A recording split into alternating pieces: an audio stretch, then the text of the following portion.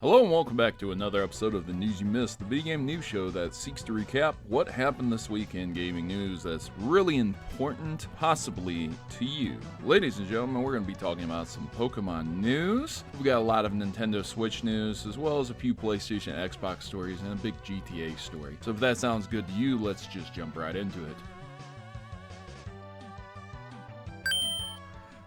As always, I like to thank all of my fans and supporters over on Patreon. You guys make sure to keep this show sponsor-free. $1 a month ensures that I am never sponsored by Raid Shadow Legends. So thanks so much for your support. I want to begin with the leaks that have been happening with Diamond and Pearl's remakes for the Nintendo Switch. The biggest story that came out was that somebody compiled a leaked version of the game, right? And so somebody uploaded this as a ROM compatible with Yuzu, but it was a 7 gigabyte file, somewhere around there. And the thing is that it was extremely slow to download. So they G-baited all these people into downloading it. And when they finally fired it up, it was just Pokemon Clover and like a 7 gigabyte README folder that just said the N-word over and over and over and over again. For those who hate people who emulate and download games, this must be some sweet revenge. Our next story goes into people getting some extra goodies if they happen to have Sword and Shield and Let's Go save files for the Legends of Arceus.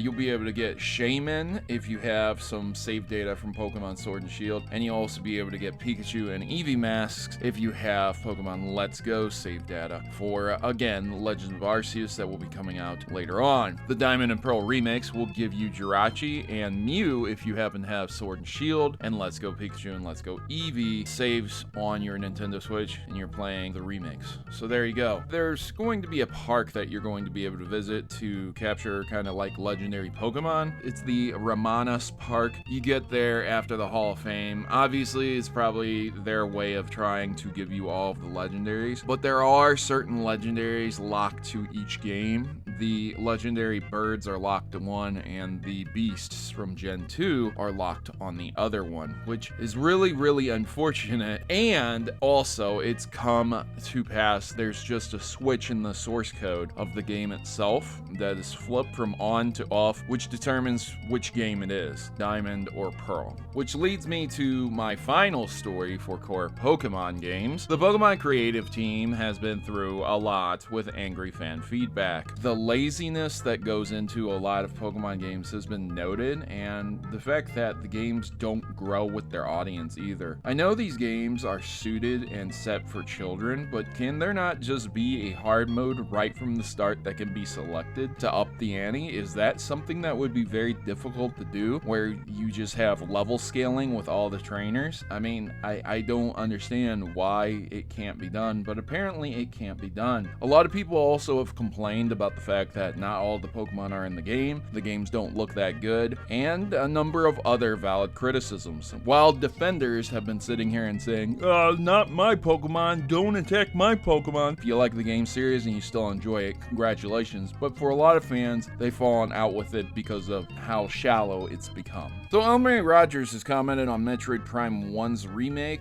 saying that it quote-unquote wrapped up development over the summer. What this person is saying is that the plan originally was going to be in 2017-2018 to release the Metroid Prime remaster, and then later on recreate Metroid Prime 2 and 3 with the engine that they used to update Metroid Prime 1, but that got axed after COVID hit. Now, what they're saying is that they're not saying it's gone completely, they just don't know what's going on with it. It could be up in the air. I would absolutely love a Metroid Prime remake and remaster, but if I was a betting man, I would say that the Metroid Prime Remaster Collection, which would be 1, 2, and 3, would probably come out when Metroid Prime 4 is going to drop, or a year before it. So maybe we will actually see this. Twitch has just come out on the Nintendo Switch with a new app, so if you're interested in watching streamers like me, who streams around 5 o'clock p.m. Eastern Time now, thanks to my job change, I hope you guys will come and visit. Hori has revealed a new attachment attachment for the Nintendo Switch Split Pad Pro that turns the device into a wired controller. If you wanted a more handheld controller, there you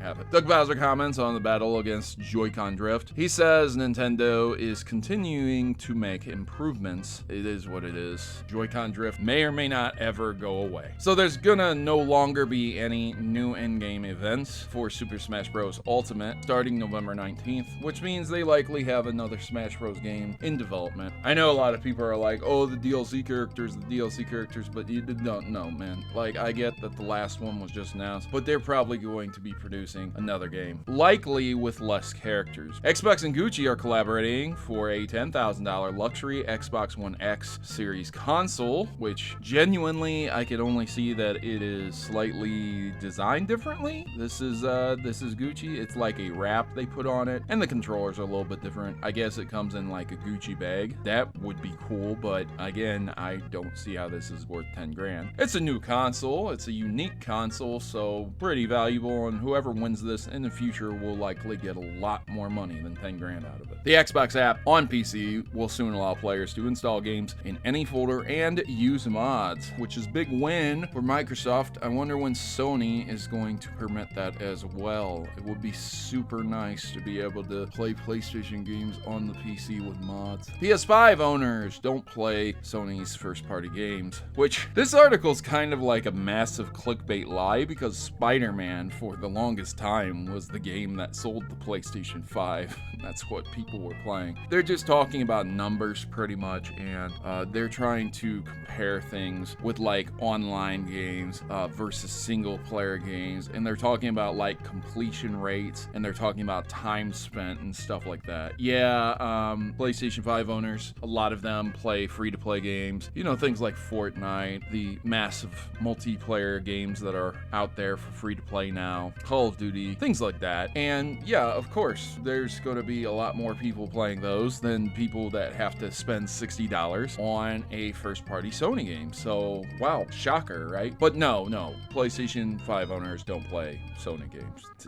Sounds good, Kotaku. Thanks. So Rockstar has pulled the Grand Theft Auto Trilogy, the definitive edition, for sales on PC, seemingly due to the issues with the Rockstar game launcher that makes it so that you can't actually play the game. So if you bought the game, you can't launch the game because of their own game launcher. Unsurprisingly, the GTA Trilogy is also now getting bombarded with bad reviews on every console, but in particular, this one is showing the PS5 and PS4 version, which is at a 1.1 out of 10, based on about 200 ratings, which bombard it with negativity because of what's happening with it. But it's not just on the PC side. You see, there's actually a lot of problems with the graphics, and there's graphical glitches that have been happening, and it's just not that good of a remaster. I want to move into something a little bit more controversial. Starfield will let you pick your pronouns. I've never wanted to pick a pronoun. I've never cared to. I'm a guy. That's what I am. I'm a man. I was born male. That's who I am. So that's how I felt. I know there's a lot of other people out there who want to change their gender, and they want to be respected for it. Not many video games have given this level of respect to their players, especially in creating characters. So I find this to be a welcome change, but also an unnecessary one, especially considering that most NPCs won't address you other than